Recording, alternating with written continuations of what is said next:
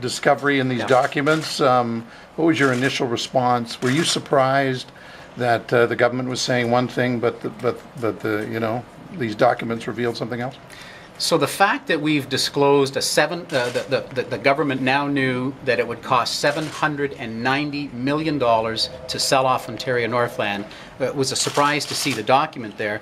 But in retrospect, now I understand why they have started to soften their language that, well, maybe divestiture isn't the only way. There is absolutely no way with a $790 million cost that the government will go through with this sale. So their language now about maybe we don't have to divest, I understand now that softening is to get everybody ready for the fact that they're not going to be selling Ontario Northland assets any longer. Vic, can you explain how you got these numbers? So in Queen's Park, as energy critic for Ontario, I lead the gas plant scandal hearings for our party. And we have been given several thousand documents over the last year, a big dump of about 56,000, several thousand more. And on Wednesday, we were given 40,000 additional documents. And it's a daunting pile of documents to look at, but these are all encompassing. They don't have anything to do specifically with the gas plant scandal. They are Treasury Board documents, Ministry of Finance documents, where the gas plant scandal is mentioned.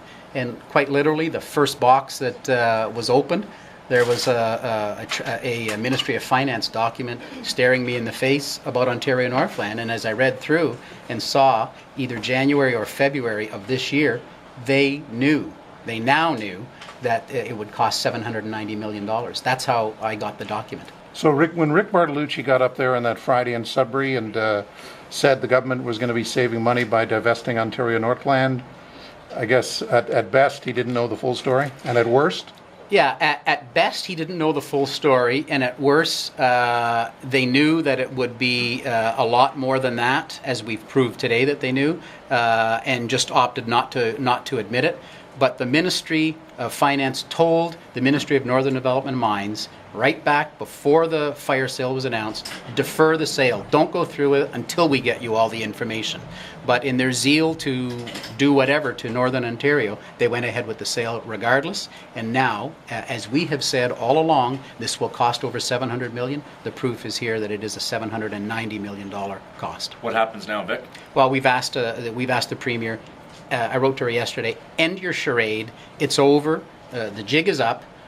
You know that we know, and everybody now knows, that you can't sell Ontario Northland because it will not save you $265 million. It'll cost you $790 million. Bring relief to the employees and the families and the business community and the stakeholders throughout the North. Bring them some comfort that the fire sale is over and that we're going to do what we should have done all along, do a strategic review of all of the assets of Ontario Northland, and let's see how we can make Ontario Northland the economic engine of the North. But you're not saying it should be business as usual, right? There will have to be some changes even if it stays in public hands. I think there's going to have to be major changes, even if it stays in public hands. Major changes. Look, everybody, all of the union leaders know it can't be business as usual anymore. Those days are long gone.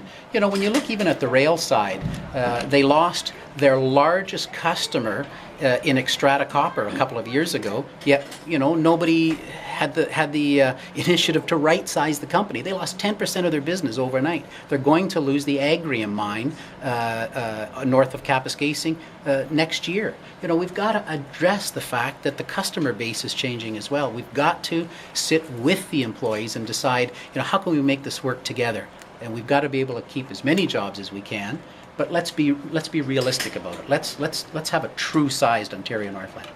And you say that you're pretty confident that they won't sell ONTC at this point? Oh, I'm absolutely. I can absolutely guarantee they can't sell Ontario Northland now. It'll cost them $790 million. We've exposed them. The game is over. So end the game officially, Premier Wynne, and tell us it's over. Any response to your discovery at this point? No, not yet. Okay. Is there any comparison with the gas plant scandal here, Vic? Well, had they gone through with the sale, and had we not had the gas plant hearings where we have now uncovered that document, this would have been another $750 million, if not $1 billion boondoggle that we never heard of. It would have been buried.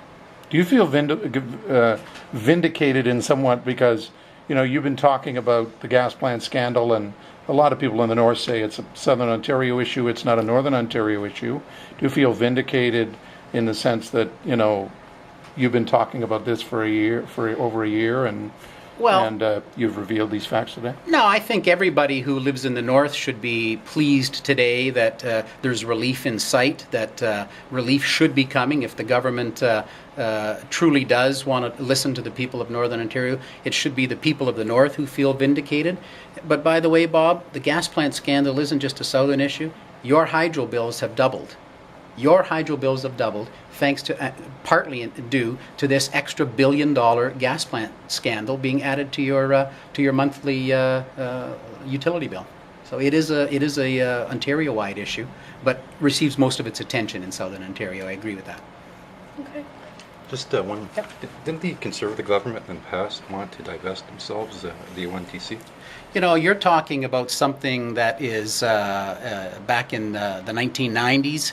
And around the same time, of course, that the NDP sold off most of the communities of Nor-Ontaire, sold off Star Transfer. I mean, you know, I'm looking forward. I got to be frank, I'm looking forward today. I think that we need a strategic asset review. My party believes that. Our leader, Tim Hudak, believes that. It's in our northern document. We want to have a strategic asset review. Regardless of what the review says, rail freight has to remain in public hands.